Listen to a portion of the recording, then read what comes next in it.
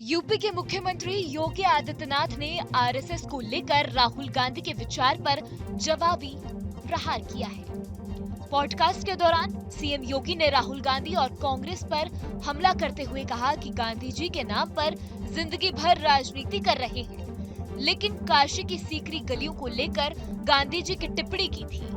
उन्होंने बहुत कड़ी टिप्पणी की थी, क्यों नहीं राष्ट्रपिता महात्मा गांधी के सपनों को साकार किया, वह मोदी जी ने ही किया है।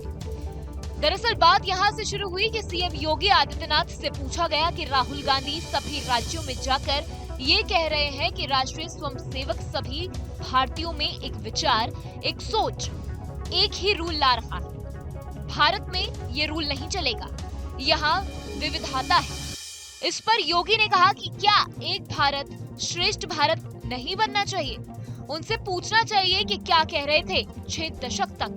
अपने नाना और अपनी दादी और अपने पिता से क्यों नहीं पूछा इन्होंने? क्यों नहीं उन्होंने उस समय किया जो काम पिछले 10.5 सालों में मोदी जी ने करके दिखाए हैं, जिसमें पूरे भारत वर्ष का व्यापक जन समर्थन उन्हें प्राप्त हो रहा है। ये काम क्यों नहीं कांग्रेस ने कर लिया? अयोध्या के विवाद को तो ये हमेशा ही विवाद बनाते रहते हैं। भारत तो श्रेष्ठ भारत नहीं बनना चाहिए। तो अलग अलग तरीके होते हैं, अलग अलग रास्ते होते हैं। कौन से रास्ते होते हैं उनसे पूछना चाहिए ना। तो क्या कर रहे थे 6 दशक तक? पूछे ना अपने नाना से भी और अपने दादी से भी, अपने पिताश्री से भी। क्यों नहीं पूछा इन्होंने?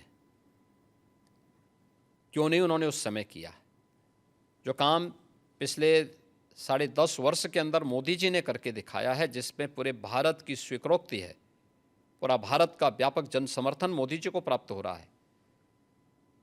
ये काम क्यों नहीं कांग्रेस ने कर लिया? अयोध्या के विवाद को तो हमेशा भी विवादी बने रहने देना चाहते थे।